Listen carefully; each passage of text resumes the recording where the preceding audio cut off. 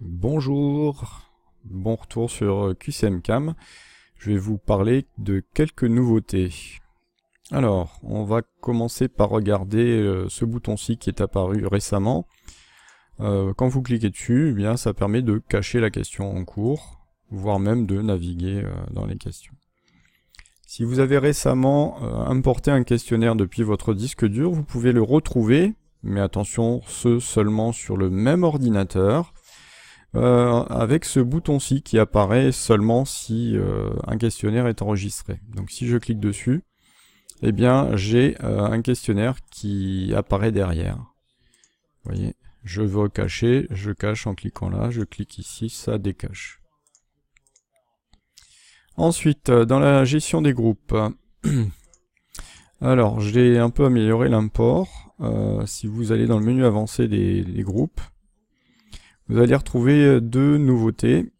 Ici, un endroit où vous allez pouvoir coller depuis votre tableur les données. Alors par exemple, une simple liste d'élèves. Je prends ça, je copie, je clique ici et je fais coller. Hop, vous avez la liste directement qui s'est faite. Les numéros étaient attribués automatiquement dans l'ordre. Ensuite, je peux choisir de prendre une série de noms avec des identifiants et de noms avec des numéros. Je copie. Je clique ici, je colle. Ça vous donne, vous voyez ici, comme les numéros étaient indiqués, on n'a pas les numéros de 1 à 10.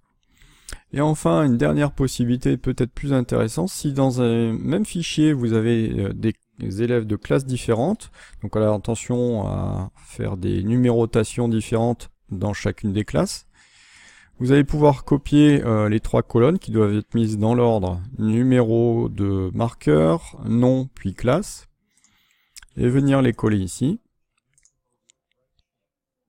Alors il ne se passe rien en fait, mais ça ce n'est que visuel. En fait ici vous allez avoir les classes que vous venez de créer et que vous allez pouvoir sélectionner. D'accord ? Vous pourrez télécharger le fichier des groupes que vous venez de créer. Ce bouton-là ne sert que à cela. Ça permet de télécharger les groupes qui sont dans la liste ici. Donc si je télécharge, voilà, je vous demande d'ouvrir, regardez, voyez, je récupère la liste de mes classes rangées comme il faut. Vous allez pouvoir ensuite les récupérer sur votre ordinateur, votre clé USB ou les balader. Cependant, il y a un truc qui est plutôt sympa, c'est si je recharge la page,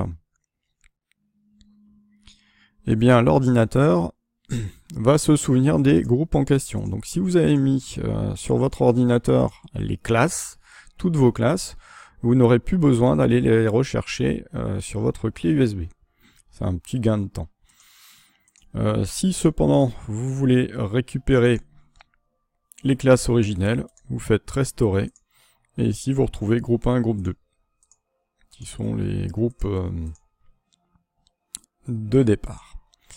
Donc voilà, je vais m'arrêter maintenant et puis on se retrouve sur une petite vidéo pour expliquer le fonctionnement du scan sur un smartphone.